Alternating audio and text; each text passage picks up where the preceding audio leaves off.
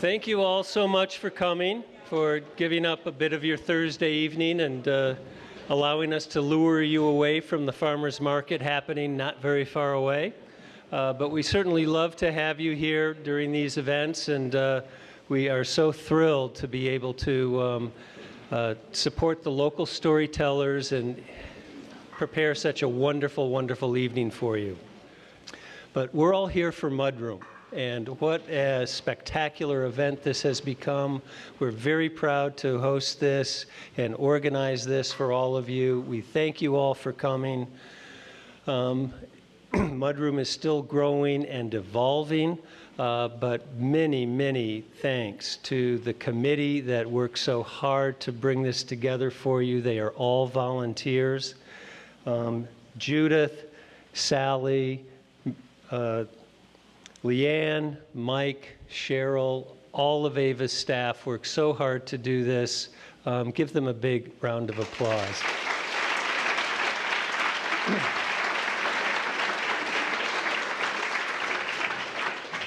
And to our storytellers who share their skills and their hearts and souls with us tonight, thank you so much for doing that.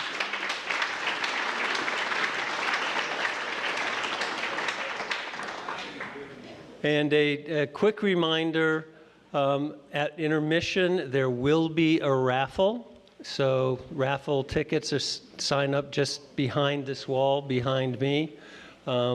Please sign up, enter for the raffle. We will be raffling off two pairs of tickets to the September Mudroom, and we will be raffling off one individual membership to AVA Gallery and Art Center. So, without further ado, I will introduce Judith, who is going to introduce our storytellers. Thank you so much for coming. Thank you, Trip. And thank you all for being here. It's nice to see so many old faces and new faces. And welcome to the Mudroom on this almost longest day of the year. Which of course is the theme this time, the longest day. And we hope the stories today will inspire you to come up with your own stories and submit them for the next Mudroom, which will be in September. And of course, tell stories to your friends at home. Everybody has stories to tell. We encourage the more stories in the community, the better. And today we have a selection of stories. We have a story about childbirth in a foreign country. We have a story about a mother-daughter relationship, a story about a relationship between a father and son, travel, adventures of a beauty queen, and a long, long Christmas Eve. So let's start the evening.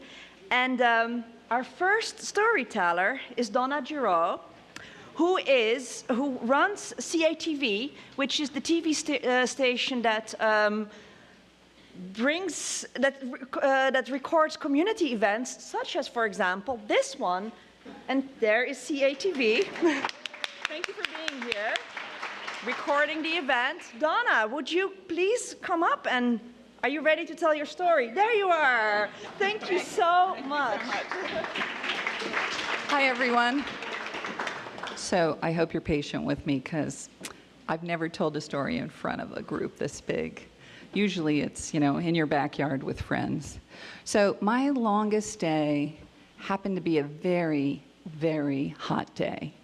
And I remember how humid this day was. You know when humidity really weighs you down? Okay, so this day I especially remember because I was 9 months pregnant and I was a furnace of heat. So you can imagine how the day started. It started at 3 in the morning. And we had no TV, we had no radio, we had no computer because we had just moved to Paris, so we moved very light. So we were there about 2 months, and I laid there at 3 in the morning waiting for my husband to wake up. And by 7 he was up, and we started a new ritual where we'd go to the pool. So this happened to be the beginning of a holiday weekend, Bastille Day weekend. So between the fact that this was the Friday of a long weekend and that it was such a hot day, most of Paris, most of the people were gone. So waddle, waddle, waddle down the stairs of a fourth floor apartment building, waddle, waddle, waddle up the hill to the pool. And we get to the pool, and there's a sign that says, "No lifeguard on duty, swim at your own risk." And my husband was determined to swim because he wanted a lane all to himself. You know, he'd have to share lanes. And so we get into the pool, and there's two pools. There's a rectangular pool that's for exercising. And it came up to about here on me. So to the average Parisian, it was probably up to about here. Okay, so the whole idea was you exercised and had the drag of the water. And then adjacent to it was a Olympic-sized pool. So my husband popped in the pool and he starts his laps, and I sort of squeezed down the ladder into the exercise pool. Now, the exercise pool didn't have one of those gradual steps that go down. There were just two cat-a-corner ladders. So I started exercising and stretching my back because everything hurt, and I'm trying to get buoyant, and nothing was working. I was feeling pretty low. So I decided I'm going to get out and take a hot shower and just really pelt my back with heat. So I go to the ladder, and I try to lift my leg, and I realize the baby is so low, I can't get out of the pool. So I sort of rotate my hip over and try to get up this way. No luck. I try the other leg. No luck. I moon bounce over to the other side, and I try the other ladder. No luck. I'm struggling. I cannot believe I can't get out of the pool. There's no lifeguard. There's no one there. Maybe 2, 3 guys swimming. So I moon bounce over to the side, and I watch my husband slowly make his way down the pool, and I go, "Vincent!" He doesn't hear me, and he slowly makes his way back. You get the longest day theme. And then he slowly comes back, and I'm saying it more stridently, "Vincent!" Okay, this went on for 20 minutes. I was exhausted. He pops out of the pool all energized and oxygenated, and I'm laying in the pool waiting, going, "I can't get out of the pool." So he hops in, pushes me out. Voila, we're out of the pool. Waddle, waddle, waddle back home. Waddle, waddle, waddle up the 4 flights of stairs. But I was not discouraged because I knew there was an expat friend who said, "I'll drive you to your next doctor's appointment." And I was ecstatic. So I knew that morning someone was going to drive me to the doctor. The thing is, when we first moved to Paris, we went to each hospital that had a maternity ward, and we said, "Can we give birth here?" And they would go, "When's your due date?" And we would tell them, and they'd say, No, we're booked." And I go to another and another. And after, all the hospitals, I was, weeping. And we finally found a hospital to the east of Paris in a little town called Saint-Maurice. But to get to our appointments, we had to take bus after bus after bus, waddle, waddle, waddle. And it took an hour of buses for every Lamaze class and every appointment with the midwife. So the idea of somebody actually driving me, I was ecstatic. So Patsy said, "I'm new to Paris. I just got my license. I'll drive you. I need to know my way around." Okay, so picture her in her little French Citroën car, which is like a clown car, and she's really tense, and I'm in the passenger side, and it's pushed back my seat's as far back as possible, which is not very far because it's a tiny car, and my husband has folded his large body with his knees against he's in the back seat, so he's hanging over Patsy trying to give directions. And they turn and say, "Are you okay?" What Patsy didn't tell me was she was also new at driving a stick shift. So our ride was, and they kept saying, "Are you okay?" And I was like, "Oh yeah, I'm fine," thinking, "Oh my God." Okay, and they'd get lost. And each time they got lost off an exit, you would have to go around a travel circle, right? I don't know what you call the circles. But every one of them had cobblestones. But it wasn't British cobblestones, the little tiny ones where you go, no, these were French ones. These were pavés that were this big, like twice the size of a Belgian block, and they're rounded. So my whole trip was, it was terrible. But we got to the hospital, we had the appointment, and the midwife said, Madame, you're in labor. You will stay, no? And I was like, yeah, of course I'm going to stay. So the nurse brings me to the labor room. And on the way, she passes every colleague and says, Madame is in labor, and it is her due date. And the colleague would go, ooh, ma foi. And then the other colleague, Madame is in labor. It is her due date. Oh, sacre bleu. Madame is in labor. It is her due date. C'est pas vrai. So we finally make it to the labor room. And just picture BBC, circa 1942 Masterpiece Theater. It's a big room, and there's like 10 or 12 beds on one side and 10 or 12 beds on the other side.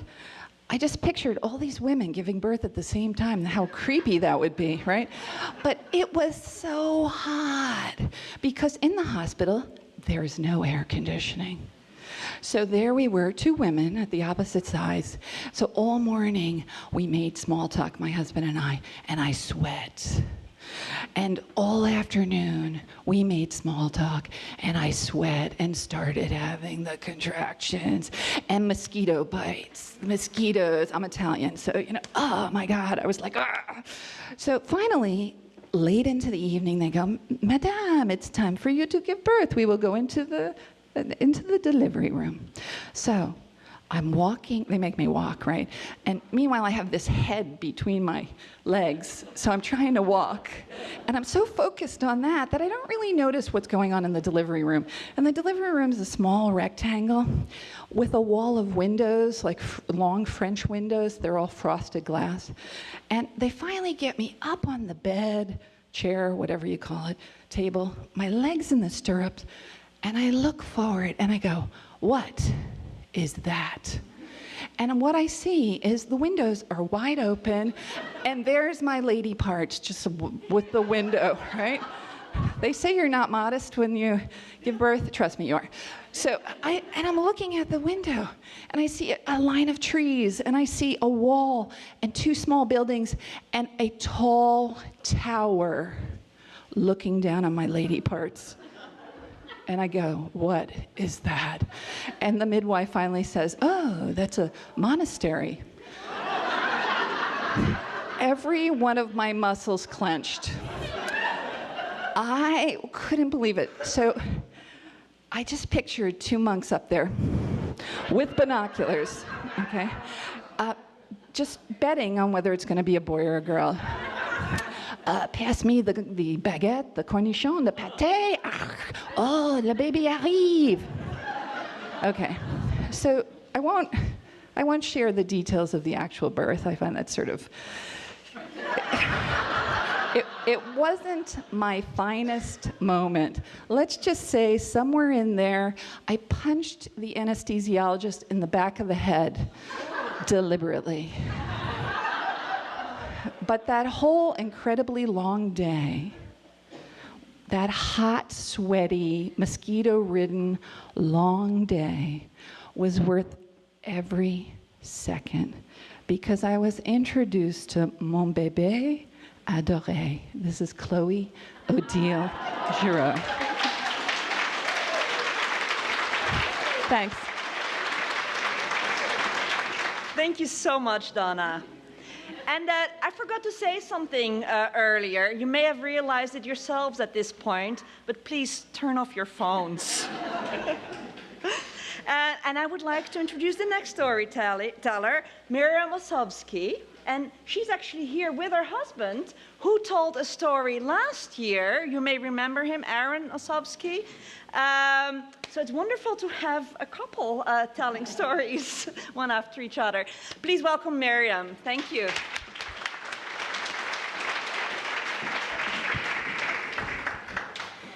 One of the longest days of my life occurred in December 2001, a few months after 9/11, when I flew in a tiny plane, an 8-seater, from Lebanon, New Hampshire to New York, hoping to arrive in time to be with my mom during the last moments of her life. She was only 67 years old. My plane ride was turbulent, as were my feelings about my mom. I'm guessing you've never met anyone quite like my mom, Evelyn Sabota.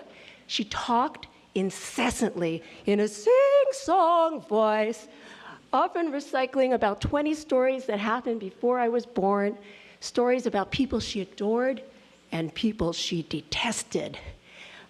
Imagine that it's 45 years ago, and I'm a teenager, and I'm in our tiny apartment in the Pelham Parkway housing projects in the Bronx.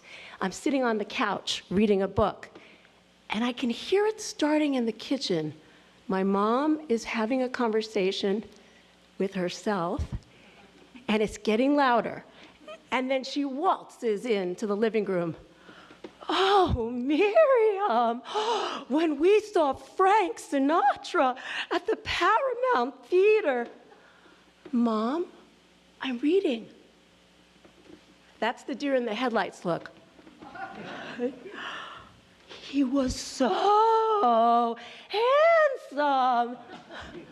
Mom, a book. He walked down the aisle and I could almost touch him. Oh, Mom. Years into my marriage, my husband would need to wake me up in the middle of the night because I was screaming in my dreams, Mom, shut up! Mom, shut the fuck up! When I was a junior at Harvard, my mom came to visit, and Ronald Reagan had just been elected president. She regaled my friends, and I was embarrassed. Ronald Reagan is hood robbing because he steals from the poor and he gives to the rich. That last sound, my brother and I called that a bup, my mom's exclamation point. The bup, the deer in the headlights look, the incessant talking, regardless of how I felt, these didn't come out of nowhere. I didn't know it growing up, but my mom had mild intellectual disabilities, and these adversely affected her parenting. Like when I was 4 years old, and my dad was paying more attention to me than to her. He's my husband. And sometimes my mom didn't protect me. My dad was a Holocaust survivor with PTSD, and he would episodically go into rages at me over trivial things, and he would scream, and he'd slap himself on the cheek, and I was terrified. And when this would happen, my mom was nowhere to be found. And now I wonder, where did she go? Our whole apartment in the projects was no more than 700 square feet. Some rooms were barely bigger than a closet. But my mom was also wonderful. When I was 4 years old, I marveled at her long brown hair with auburn and blonde highlights. She'd put it up in a bun with a flourish in the front, and she'd wear her black and white embroidered dress that was tapered and flowed just past her knees. And when she held my hand and we walked down Kruger Avenue in the Bronx, I thought she was a princess. And I felt like a princess too.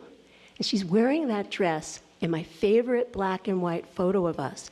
I'm 3 months old, and I'm sitting on the lap of my great-grandma Hannah, who'd become blind. And great-grandma Hannah's arms are wrapped around me. And my mom is facing us and supporting me at the waist. And she's looking at me with so much love pouring out of her eyes. Whenever I think of that photo, I feel adored. And when I was growing up, my mom was my biggest fan. If I wrote a song, she'd stop what she was doing, and she'd sit on the couch to listen.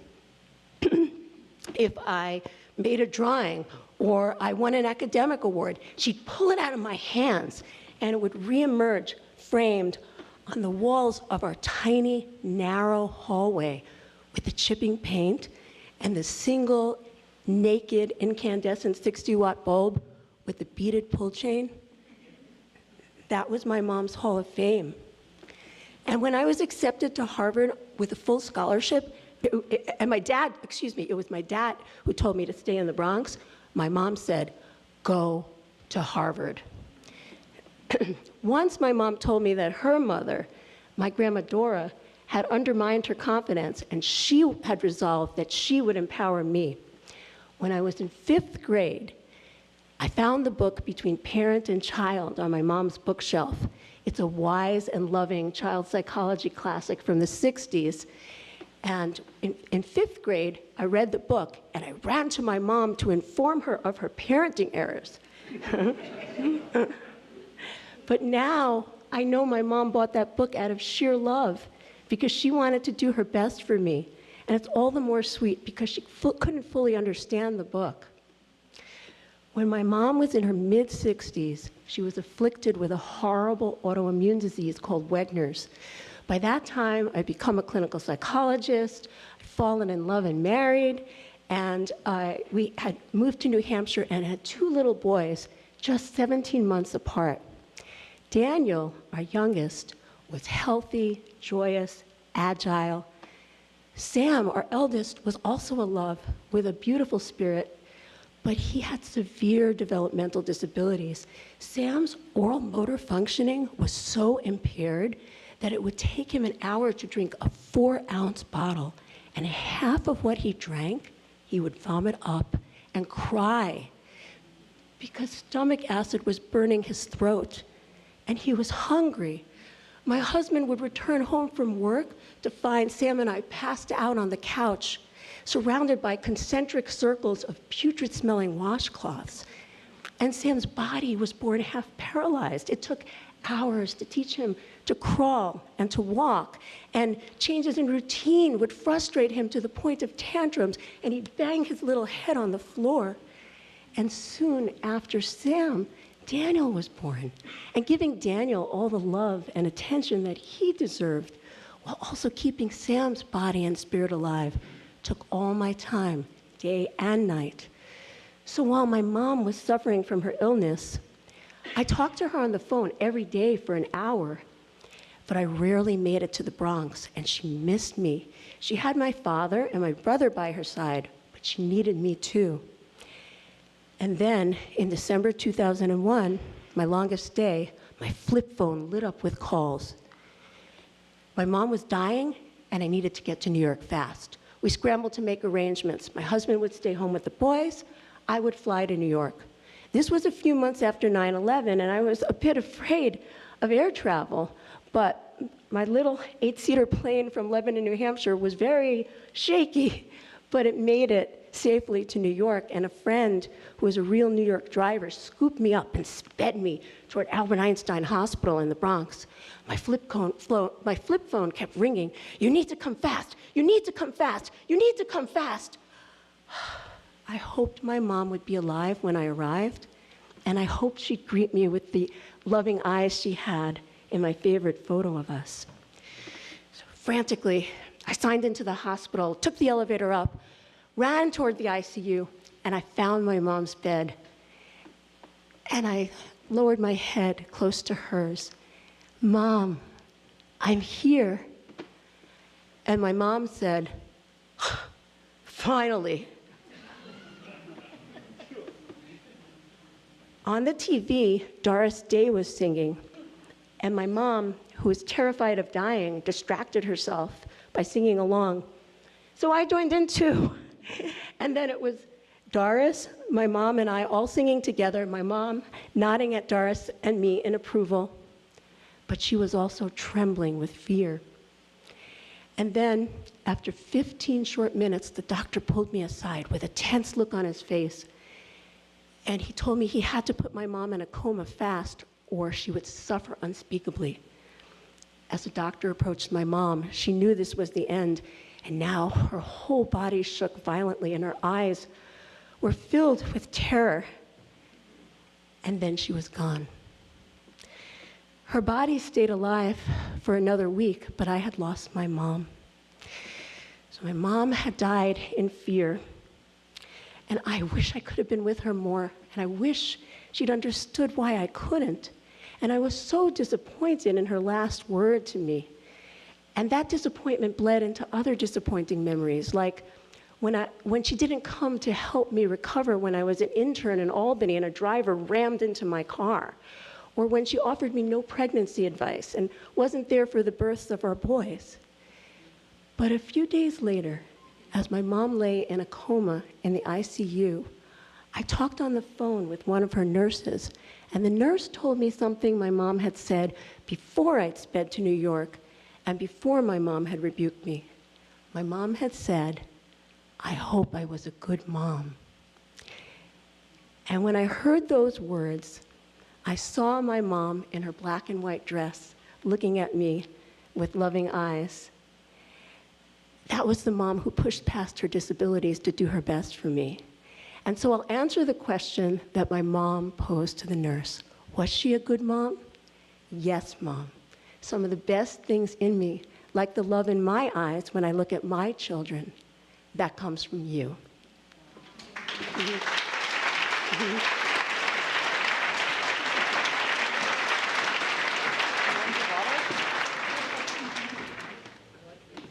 Thank you so much, Miriam, for such a personal and touching story.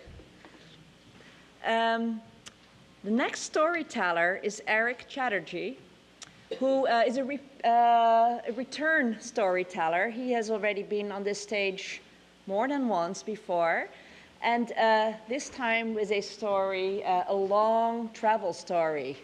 Are you here, Eric? Yes, there you are. Thank you. Here's Eric.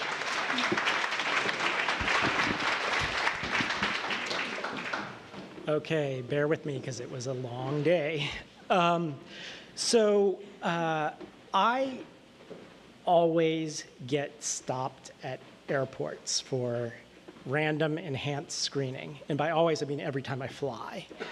And I have friends that have a theory about why this is. And there's a lot of different theories, but some of my friends have this theory. It's because I'm a filmmaker. And I was hired during the Iraq War to make training videos for the US Army. And during the course of making these training videos, I had to follow Rangers through their training, which meant I basically went through the training with a camera instead of a gun.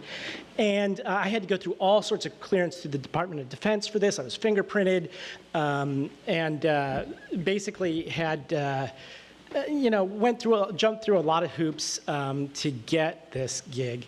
And all you really need to know about my time working for the Army was that I, through a series of events that would be its own story, there was a time in one of these videos where we were dealing with how to deal with a fleeing terrorist. And because we didn't have a terrorist, I ended up playing the terrorist in the video. And since a lot of airport security are ex-military, my friends think that subconsciously a lot of these screeners saw this video and thought, he looks like a terrorist. So my story starts in Greece. Now, my partner, my life partner, who I call a consort, this was the name she came up with. We used to call each other, boyfriend, girlfriend, but that sounds very, high school, and we tried a couple of different other things that didn't work. Consort's what we finally decided on. And my consort is an archaeologist, and she works in a place called Pylos in Greece. Now, Greece, if you look at a map of Greece, it's got all these peninsulas, and Pylos is way out on the very last peninsula at the very end of it. And the only international airport is in Athens, and it's like 2 hours away. So one time, several years ago, we were coming home from Greece, and we have to take the 2-hour drive in order to make an 8 a.m. flight, we had to get up at 4 in the morning. So get up at 4 in the morning, drive 2 hours, get to the airport, and I'm gonna try to speed through this. Basically, we find out that the airplane is broken, and they're going to get us on the first flight they can out of there, as well as everyone else. That flight didn't happen that day. Finally, at 8 p.m. that evening, they put us up in a hotel near the airport. So we go to the hotel. I can't sleep. I have difficulty sleeping in strange environments. And so I was up all night. We get back the next day, and all day long they're trying to get all of us onto a flight. They finally get us onto a flight in the afternoon, and it was probably around noon. And the flight from Greece to New York is like a 12-hour flight. And I can't sleep on planes, so I'm up for 12 more hours when I get to JFK. Get to JFK, and coming into the country, my most dreaded moment of all these trips, airport security. So when you get to airport security, there's certain questions they always ask you. One of them is, are you traveling with anyone? And I'm traveling with my consort. Now, I have this choice of I can lie and say she's my wife, which they can find out, or I can try to explain why I'm not married after living with her for 15 years, and I get enough of that at Thanksgiving that I really don't want to discuss that with airport personnel. The second question you often get is, are you traveling for business or vacation? Now, this is a tricky question because archaeology grants don't really pay very much, and so I do this for the plane ticket to Greece, but really it's kind of like a vacation. I've heard that if you say business at these, that's another red flag for some reason. So I could go either way. I usually say vacation, although technically the problem with saying vacation is I'm coming back with a briefcase full of so I've got camera bag with camera equipment and everything, because I'm the documentarian of this project. I've got laptops and hard drives and all kinds of electronic gear on me. So if I say vacation, then I got to explain all that. So I go one way or the other. I can't remember which way I went on this particular one. So then, of course, they wanted to see all the gear, and I had to open it up and show them everything and all of that. The third question you get asked is, have you had any military training? I lie at this point and just say, no, sir. They confiscated my briefcase. And then they took me to what I have since learned is the Foreign Nationals room. Okay? Now, has anyone ever seen or heard of this place? You wouldn't. If you've ever seen an episode of Law and Order and there's the featureless room they put you in, that's what I was put in, except it's bigger. It's about the size of this space over here with hard plastic chairs bolted to the floor. There's nothing in the room except a photo of the president and the Homeland Security creed. And there's me and a woman with a headscarf, and the two of us are sitting in here for 10 minutes. 20 minutes, 30 minutes. And there's nothing to do, and we're not talking to each other because I don't know who she is, and I know they're watching us, and maybe she's a terrorist, and the last thing I need to do is try to explain why I was, chatting up the terrorist, and she's probably thinking the same thing about me. 40 minutes, 45 minutes, they finally come, and they're like, there's been a mistake. Damn right, there's been a mistake, So they're like, you're in the American holding area. So they give me back my briefcase, and they take me to a place that you guys are probably more familiar with. It's got the velvet ropes, and you sit in chairs, and you wait to be called up, and, they wand you, and they do all that stuff. But the guy there, for some reason, decided to go through everybody else before me, and then other people that arrived after me before me, and then finally took me and asked me the same questions. I had to go through that same rigmarole again. And the worst part about this is the entire plane was late getting in, so it's after midnight. The entire plane is missing its connecting flight. The entire plane is being put on a bus to go to a hotel for the night and come back in the morning. And the entire bus is being held up by me for an hour while I'm going through security. Finally get on the bus, we get to the hotel. Nobody told the hotel we were going to be showing up, so this busload of 100-some people show up. There's one night clerk who has to check everybody in. It's 2 a.m. The bus leaves to go back to to JFK at 4 a.m. So basically I had enough time to get up to the room, take a shower, and then get ready to leave again.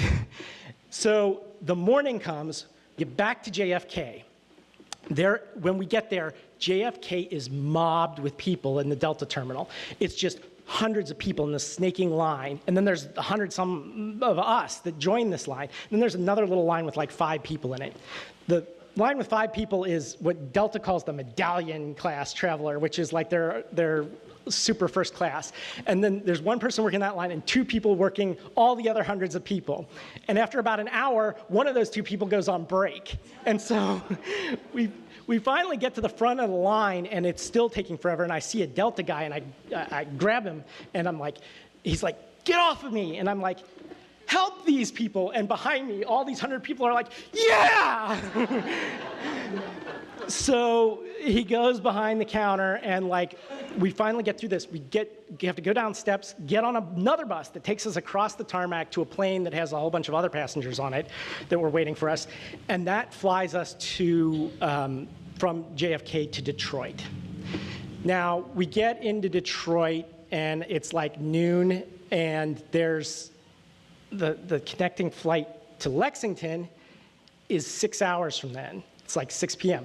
So what are we going to do? And I told my partner, we are not leaving this airport because I don't want to go back through security again to get back in. So we spent another 6 hours in this airport. And then we're supposed to get on this puddle jumper, about 5 people or something like that, going from Detroit to Lexington. And right as I'm about to get on, when they finally call, we've been sitting at this gate for 6 hours.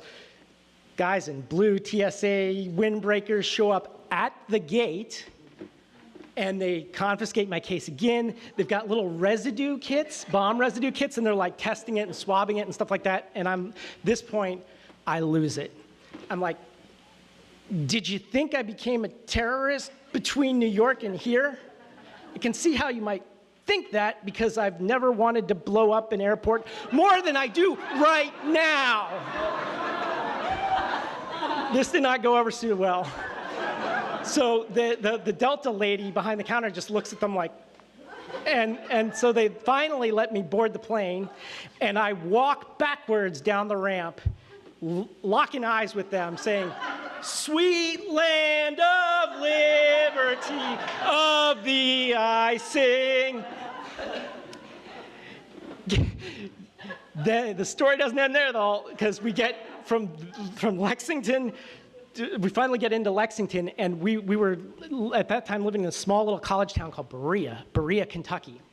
And so it's about 45, Berea, about 45 more minutes south of Lexington. So we had to get in a cab, and get this greatest cab driver ever who asked, how was your trip? And he's this Muslim guy, and I'm like, oh, I've had a trip. And so I'm telling him about this, and his only words, and I don't know if this was serious or sarcastic, but I'll always remember it because it was the perfect ending. He said, "Welcome home." That was quite a story. Thank you. All right, we're about to go to intermission. I want everyone to put their name in the hat for the drawing. And I want to encourage you, nothing connects us like stories, as you can tell.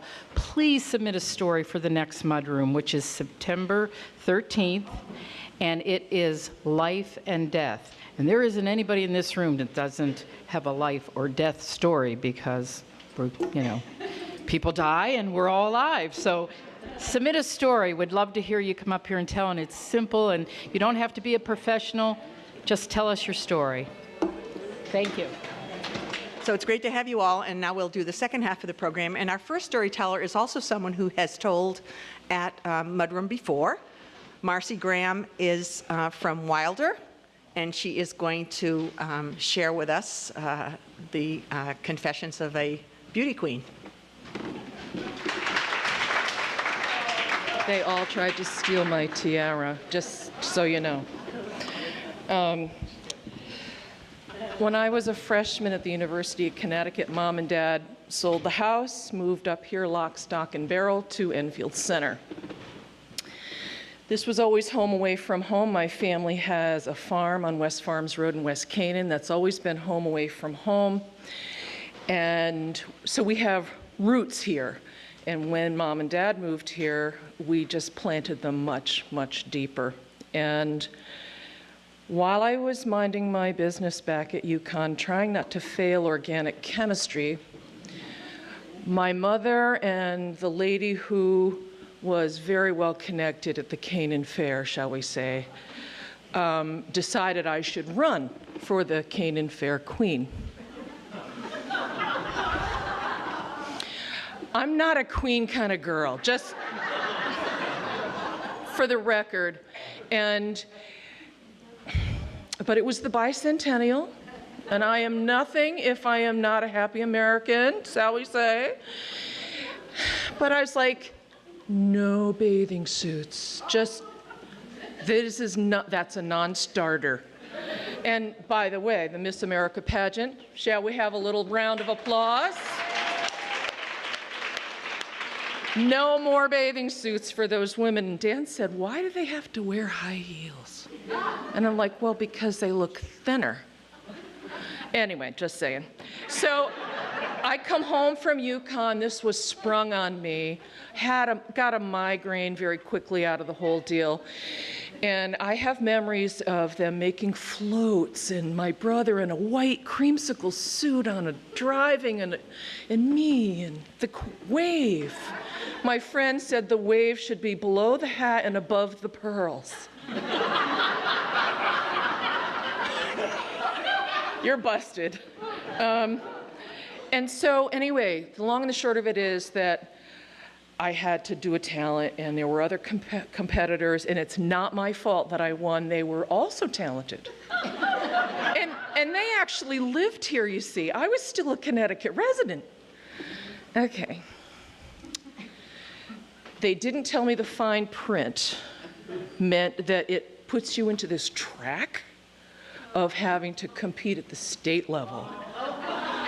So after a summer of putting ribbons on pigs and being pretty when it was sweaty and riding behind the Bektash dancers, I got the news that I had to compete yet again. In the fall, went back to college, went to the competition in Concord. Miss New Hampshire was there, the governor of New Hampshire, Mudroom Thompson.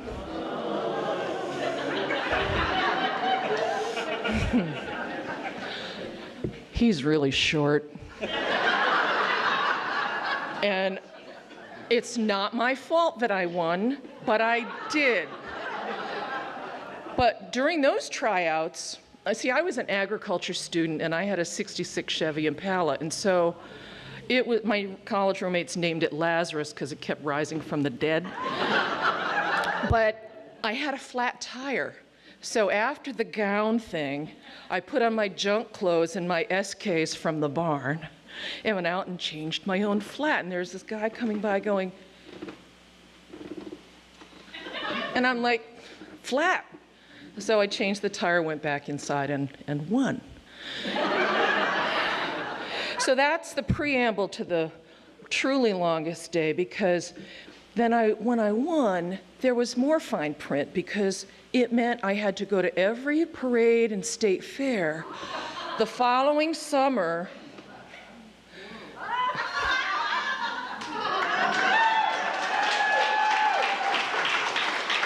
enjoy it for the moment you see it. That's it. And make a showing and, you know, be pretty and anyway.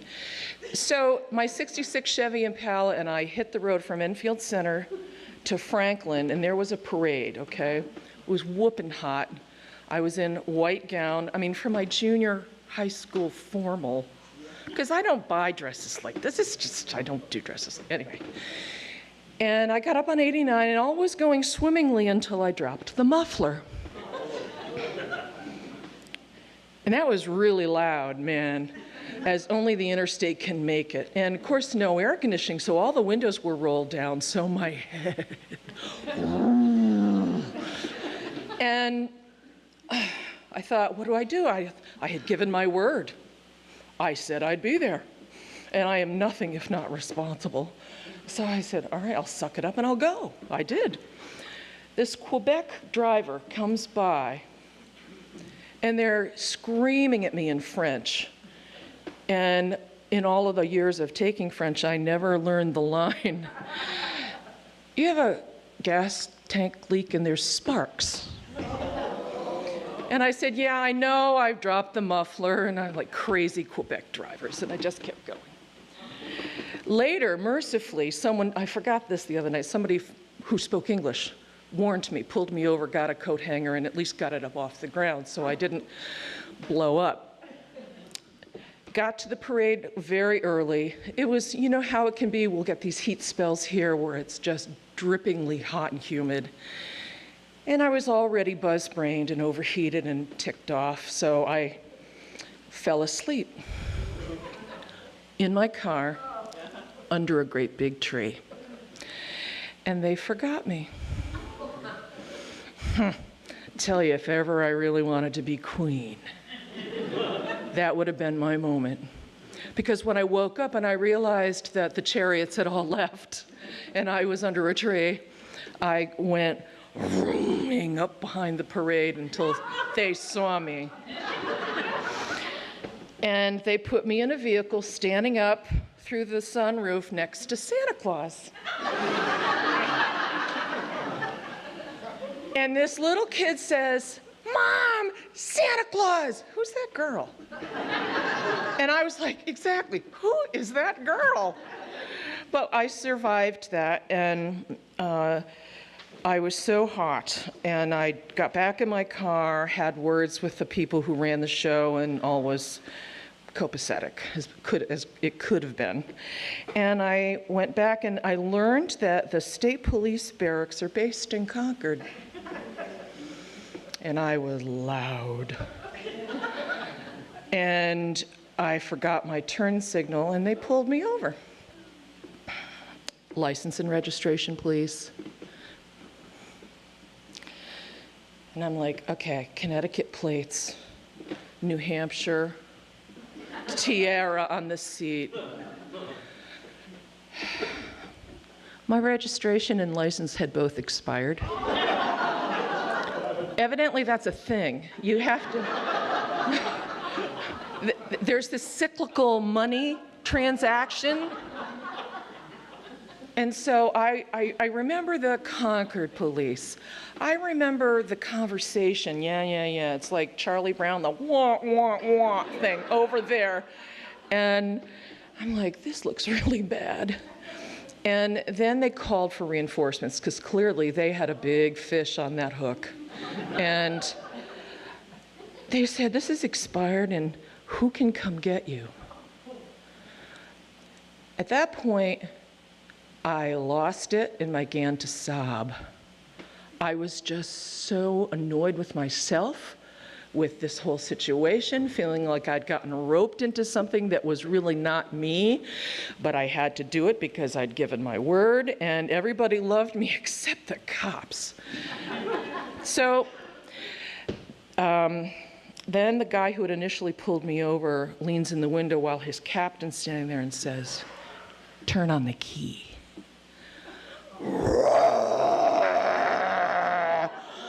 And you know, they have that look of, that imperious look, looking at the child, and you know you're in for it. They gave me a ticket, $155, which was $1 million to a college student, but probably a lot less. I think they just had pity on me. And this is where being 19, tell your kids, just, there are times in life you just should shut up. But I didn't. Because he said, when I said, I just want to go home. And they looked at me and they said, you can go home. I said, thank you. And then I said, are you going to stop me again when I pull out? And he said, miss, we're going that way. You're going home. I said, thank you. And I drove home. I don't know why, but the car never blew up. Thank you.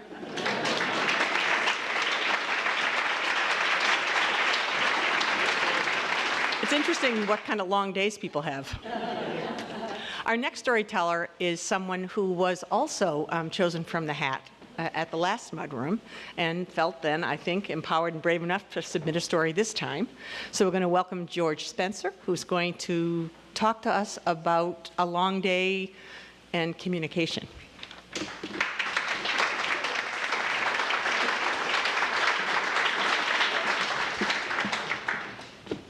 Hello, everyone. I am the SAS, the Spontaneous Audience Speaker, back again. And I'm thrilled to be here. I'm very excited.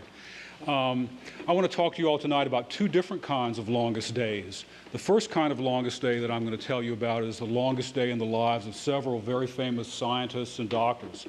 Then I'm going to talk about the longest day in my life. At the end, amazingly, as if by magic, I'm going to connect those two longest days. But first, I'm going to start with a quote from the famous British science fiction author, Arthur C. Clarke, who said, and he's the fellow, if you don't know him, he's the fellow who wrote a short story that was turned into the movie 2001. And he famously said, any sufficiently advanced technology is indistinguishable from magic. From magic. So now I take you to the year 1721 in Boston. It's a smallpox epidemic. People are terrified. There's no cure, of course. And the famous or infamous preacher Cotton Mather, who had been a judge at the witch trials, has a British magazine in front of him. And there's an article in the magazine that says that these heathens in China have this bizarre practice. They take the smallpox matter from a sick person and transfer it to the body of a healthy person. And they don't get smallpox, so they have a case that's mild. And so Cotton Mather said, well, maybe they know something. And so he wrote a letter to every single physician in Boston, imploring them, please, try this. It might save some lives. And you know, only one physician heeded his advice. And that was a doctor named Zebadiel Boylston. And if you've been to Boston, you know there's a big street named Boylston Street. And I'll tell you how it got named after him. He began to vaccinate people. In fact, one of the people, he had had smallpox as a child. He vaccinated one of his own children to prove that he believed in this technology. He started to do this, and you would think the Bostonians would have been thrilled, but no, they thought he was a horrible, devilish person. Somebody even threw an 18th century equivalent of a hand grenade into his home and tried to kill him. There was a public hearing held. He was denounced publicly by the leaders of the town. But he had kept good records, and he was able to show that of the 248 vaccinations that he had done, many of those people never got smallpox, and many had a very mild case. But can you imagine being someone as brave as him, being denounced like that and humiliated? What a longest day that must have been for him. So now let's go to the year 1847. We're in Vienna, Austria, and we're in the maternity ward of a hospital there that's run by a doctor named Ignaz Semmelweis. He's a Hungarian obstetrician. And this is a horrifying story. Of all the women who give birth there, 18% die. They never leave the hospital. They get blood poisoning. They die within a day or two. And so one day, one of the doctor's friends, another doctor dies, and he asks why, and he finds out the doctor cut himself while doing an autopsy. And a light bulb goes on and says something got into his body from that dead body, and that killed him. All of a sudden, he becomes a madman. He says, we've got to wash everything in the hospital, we've got to clean everything, we've got to change our clothes, we've got to use carbolic acid. And do you know the death rate in that hospital fell from 18% to 2%? You would think that the other doctors would have been really thrilled and happy that this was going on, but no, they were insulted, they were angry. Because what Ignaz was really saying was that we're murdering our own patients? That's an insult, we're doctors. And imagine how Dr. Semmelweis felt, you know, like Boylston, to be, he was saving lives and his peers were insulting him. And I have to tell you, Ignaz came to a very horrible end. His years passed, and later his relatives forcibly had him committed to a madhouse, and it was there that he died of blood poisoning. So here we have these two doctors, both believe in these, they didn't know what germs were then, but they thought some invisible imaginary thing was causing something. They didn't really know how to articulate what it was. Now let me take you just a few weeks ago at Dartmouth. I was really lucky enough to see a lecture by the 88-year-old Dr. Jerome Friedman. He's a physicist and winner of the Nobel Prize for Physics. He's one of the people who discovered quarks. And it was incredible to watch him. He explained it very simply, because he discovered them. He knows how to explain them. And he put up slides, and one of the slides was things other scientists said to him when he was working on this. And they didn't insult him, but it was like, Jerome, please, this quarks, this is silly. Don't waste your time with this project. It's just a waste of time. Well, of course, he won the Nobel Prize for Physics. He discovered something you can't see, you can't smell, you can't taste. It's like germs. Just so think about this. The man is a brilliant scientist, and his peers are basically mocking him for things that can't be seen or smelled or heard or tasted. Now let's go finally, the last scientist is Einstein. Einstein was the scientist who figured out that photons, which had been discovered before Einstein, travel both as waves and particles. And here again, a photon, you can't see it, you can't smell it, you can't taste it. He also believed that gravity traveled in waves. And it took 100 years before scientists at the radio telescope at Arecibo in Puerto Rico discovered that radio waves existed. And Einstein even postulated that there's a particle called the graviton, a gravity particle. Who am I to argue after what I've just told you? Invisible things that exist that connect the universe. Now I'm going to tell you about my own longest day. My own longest day. I take you to October 14th, 1978. I'm a junior year abroad student at the American University in Cairo. I'm having a wonderful time. I'm having the time of my life. My father's retired. They're back in Princeton, New Jersey. I go to bed that night. It's midnight, 1 a.m. All of a sudden, I'm drenched in a cold sweat. All the sheets are drenched in sweat. I'm trembling and I'm shaking in bed. Why? Because suddenly I know to a dead certainty that one or both of my parents is dead. I know this for a fact. It's not a fantasy. It's not a dream. It's not something I wanted to think about. It came to me. I knew one of them or both of them were dead. A long sleepless night, let me tell you, it was the beginning of a longest day. I wake up in the morning, I go to pick up the English language newspaper. I see my horoscope. My horoscope says, loved ones will contact you from afar. So, I mean, like Rod Serling is right there behind me and the music's playing. I mean, I spent the whole day like a zombie. Well, as a matter of fact, I actually worked for that newspaper, the Egyptian Gazette, and it was a newspaper so poor I had to bring my own pencil to the office. So I went there that night, big room, big square table, and I'm sitting there, wired up, and there was a big telephone at the other end of the room, and it looked like it was made in Bulgaria in 1956. Big black thing like this, giant receiver. It never rang. In 2 months, it never rang. Of course, it rang, and it rang and rang. Nobody picked it up. I knew it was for me. Nobody picked it up. A minute later, an Egyptian woman walks in the room, and she says, "Is there a Mr. George here?" Indeed, it was for me. I go to the phone. It's an Egyptian student I'd never met. He says, "You need to wait for me. I have something to tell you." He comes over. Indeed, my father's dead. And so here's what happened. He and my mother were going to go to the World Series that night. It was Game 4. The Yankees are playing at Yankee Stadium. If you know your baseball, this was a night that Reggie Jackson was on the first base lawn, second base lawn. Ball hit him, was thrown, hit him on the hip, ball went awry, turned the game around, the Yankees won the World Series. They're getting ready to go, and my father says to my mother, "I've got indigestion." We all know what that means. And a minute later, he says, "You got to take me to the hospital." They go to the hospital, heart attack. The doctor says, "Mrs. Spencer, you can go home. We've got him stabilized." She goes home. He has another heart attack. He's dead. Now, let's think about this. I don't know what time he died. I don't know what time I had this event.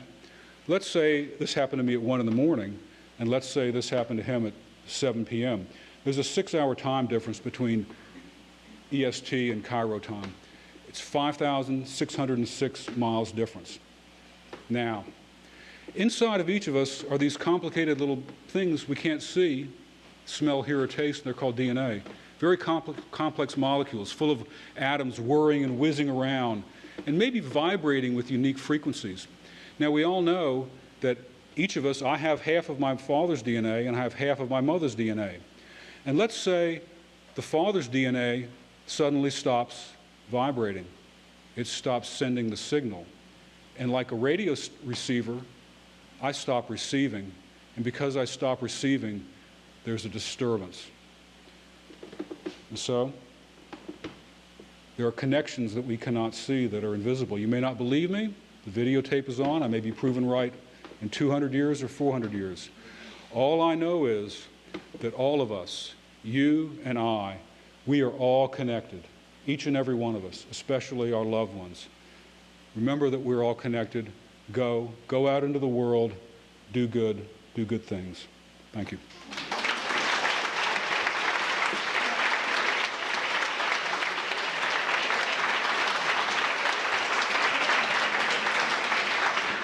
You don't want an introduction? No, you can And do our it. last storyteller needs no introduction. You can do it. No, you can do it. So our last storyteller of the evening is Margo O'Day, who is going to tell us about the longest day that she had and a memorable Christmas. Yes, Leon.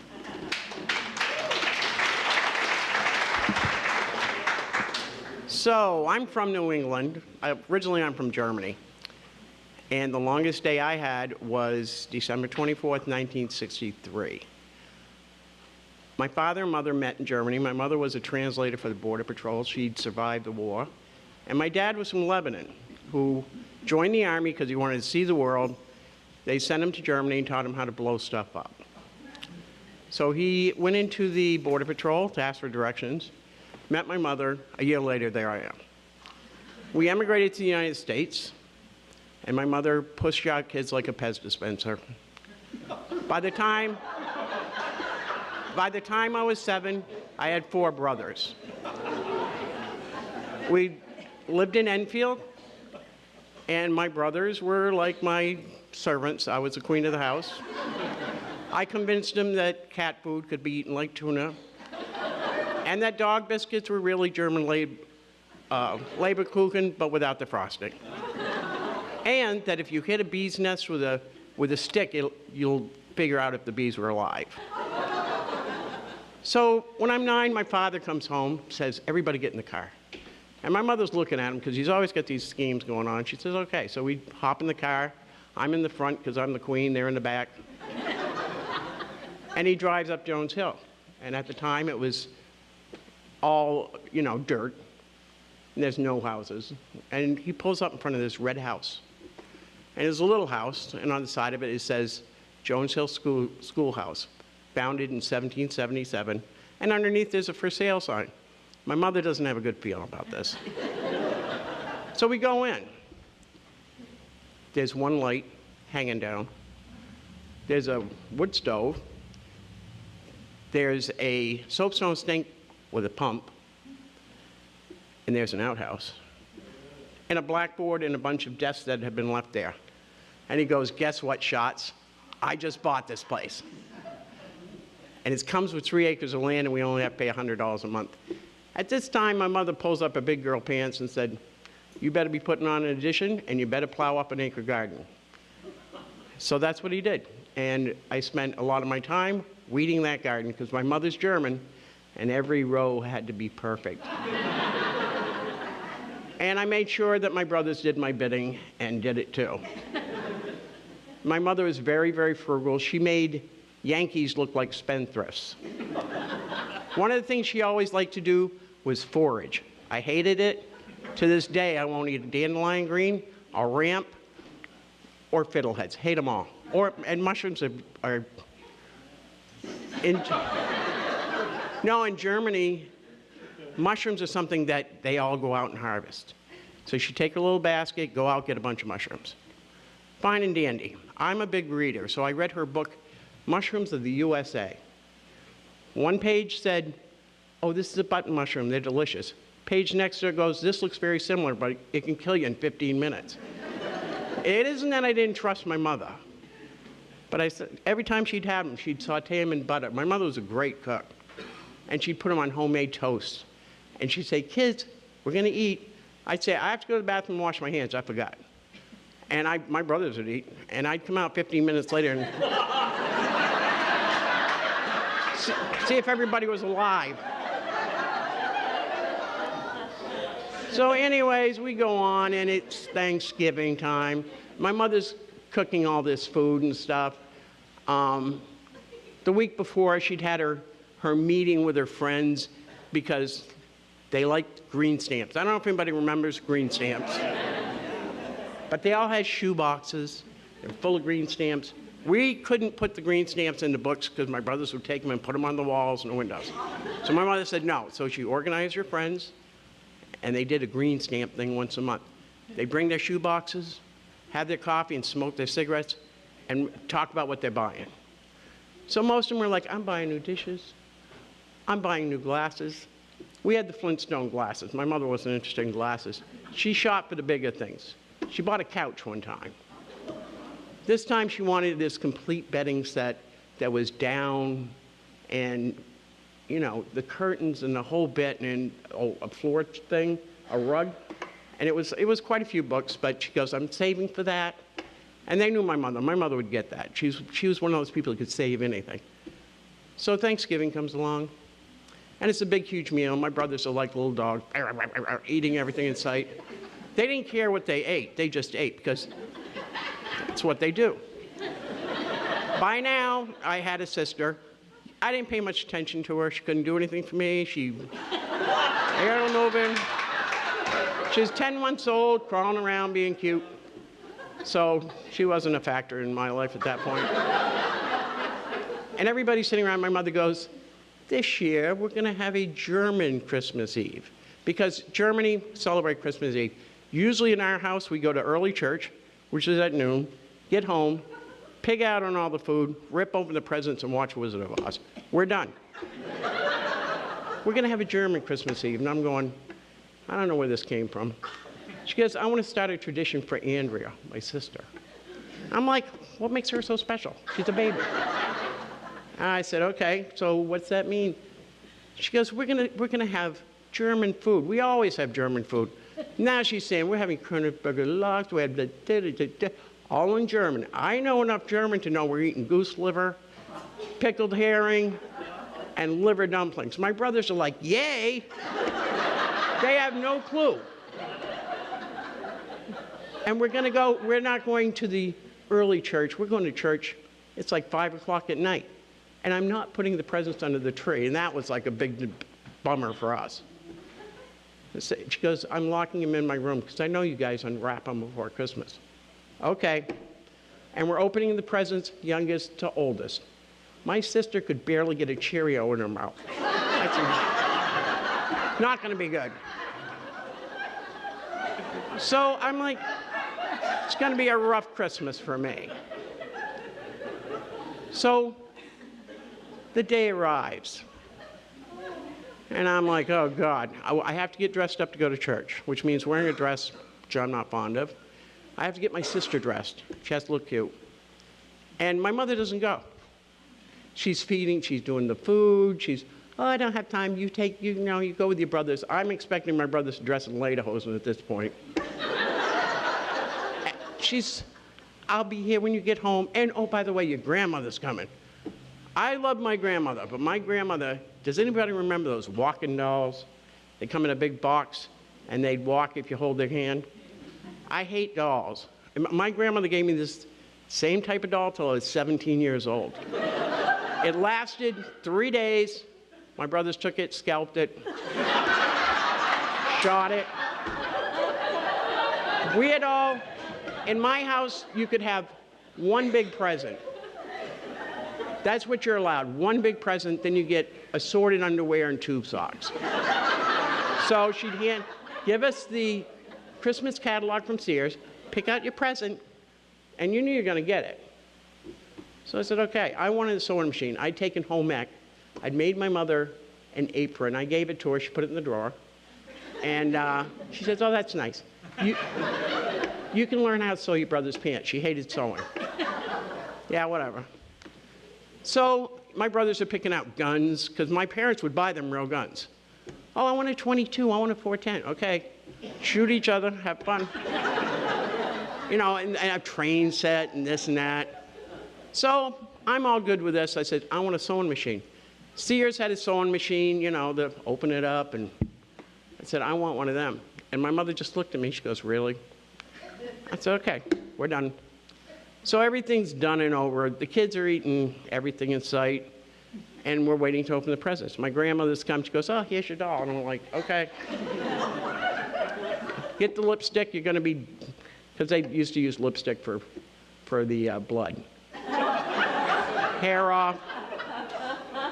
And my sister's opening presents, or, you know, my mother's put everything out in the living room, and I'm looking around saying, where's the big present? I should have something like this big. And I'm not seeing it. I was freaking out. My brothers are opening. Oh, look, I got a 22. Did I get bullets? I got a 410. I got a train. I got this and that. My little sister's like in the middle of all the, she didn't care. She's eating paper. So I'm looking, and the only thing left under the tree, besides the underwear, because nobody opens those, is a box this big. And I said, shit, she bought me Barbie dolls. My mother says, open your box. I said, all right. I open it up. There's my mother's green stamp box. And I'm like, what is she doing? I open it up, and she'd cut the picture of a sewing machine out of her green stamp book, and it was in there with all the green stamps. And I'm like, so I thought it was a trick. I said, what is, she goes, well, I didn't have the money to get, because sewing machines at the time were pretty expensive. She goes, but I had enough green stamps, so that's your present. Merry Christmas. And tomorrow is Christmas, so you can't get it. But the day after, we'll go and get it. And I was very happy. I was thrilled. And I got my sewing machine, and my mother gave me a huge basket with my brother's pants in it and said, you need to sew all these. And that's the end. Thank you all for coming. Thank you for being here. And please submit your stories. Send them to us. We have a website, and we will have a form up there to submit stories. Please, and see you again in September. And the theme will be life and death, September 13th. Thank you.